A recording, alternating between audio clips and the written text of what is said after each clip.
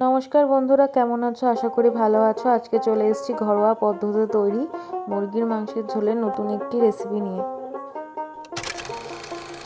প্রথমে মাংসগুলোকে আমি কিছুটা টক দই, অল্প লবণ আর পরিমাণ মতো হলুদ দিয়ে ভালো করে মাখিয়ে কিছুক্ষণের জন্য ম্যারিনেশন করতে রেখে দেব। তারপর একটা কড়াইতে তেল দিয়ে আলুগুলোকে লাল লাল করে ভেজে নেব।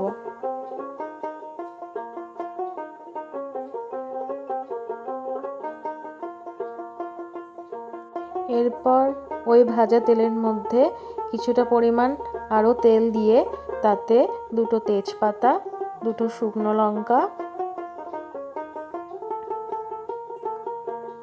আর দু তিনটে এলাচ, লবঙ্গ, দারচিনি ফোড়ন দেব আর অল্প জিরে দেব। তারপর এটিকে ভালো করে নাড়াচাড়া করতে হবে আর অল্প একটু চিনি দেব যাতে খুব সুন্দর একটি রং আসে। তারপরে এর মধ্যে আগে থেকে কেটে রাখা সমস্ত পেঁয়াজগুলো দিয়ে দেব। পেঁয়াজগুলো দিয়ে হালকা ভাজা ভাজা করতে হবে। এরপর এই তেলের মধ্যে আমি রসুন বাটা দিয়ে দেব। রসুনগুলো প্রথমেই দিতে হবে, নাহলে কিন্তু রসুনের একটা কাঁচা গন্ধ থাকবে।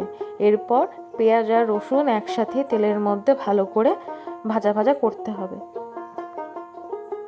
খানিকক্ষণ ভাজা ভাজা হয়ে যাওয়ার পর এর মধ্যে আমি আদা, লঙ্কা, জিরে, হলুদ, ধনিয়া, কাশ্মীরি লঙ্কার গুঁড়ো, লবণ একসাথে মিশিয়ে একটা পেস্ট বানিয়ে নিয়েছি।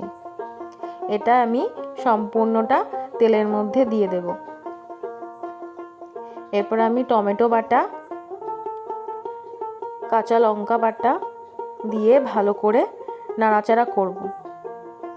এটা কিন্তু অনেকক্ষণ সময় ধরে কষাতে হবে, তাহলে কিন্তু ভালো আসবে, নাহলে কিন্তু মশলার কাঁচা গন্ধ লাগবে। এরপর মশলা থেকে তেলগুলো ছেড়ে এলে আগে থেকে ম্যারিনেশন করা মাংসগুলো আমি সব দিয়ে দেব। এবার আমি ভালো করে এটিকে মেশাবো।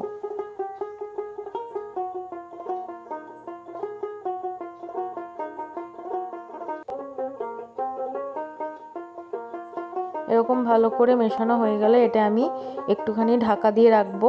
ঢাকা তুললে দেখবো মাংস থেকে জলগুলো ছেড়ে এসছে। এবার আমি আরও ভালো করে নাড়াচাড়া করব যাতে নিচে মশলাগুলো লেগে না যায়। এরপর আমি এর মধ্যে ভাজা আলুগুলো দিয়ে দেব, দিয়ে আবারও ভালো করে নাড়াচাড়া করব। খানিকক্ষণ ঢাকার পর যখন জলগুলো শুকিয়ে যাবে, তেলগুলো ছেড়ে আসবে, তখন আমি এর মধ্যে পরিমাণ মতো জল দিয়ে দেব। যে যেমন ঝোল রাখতে চাও সেরকম বুঝে জল দিয়ে দেবে।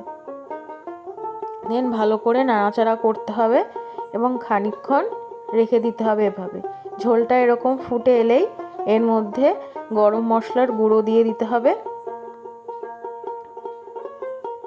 দিয়ে এটিকে ভালো করে নাড়াচাড়া করতে হবে। এরপর গ্যাসটিকে খানিকক্ষণ লো ফ্লেমে দিয়ে রাখতে হবে। লো ফ্লেমে দিয়ে কিছুক্ষণ ঢাকনা দিয়ে ঢাকা দিয়ে দিতে হবে। কিছুক্ষণ পর ঢাকা খুললেই ব্যাস রেডি আমাদের গরম গরম মাংসের ঝোল।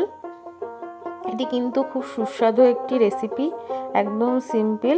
আপনারা বাড়িতে কিন্তু একবার ট্রাই করতে পারেন। এটি খেতে খুবই সুস্বাদু হয়।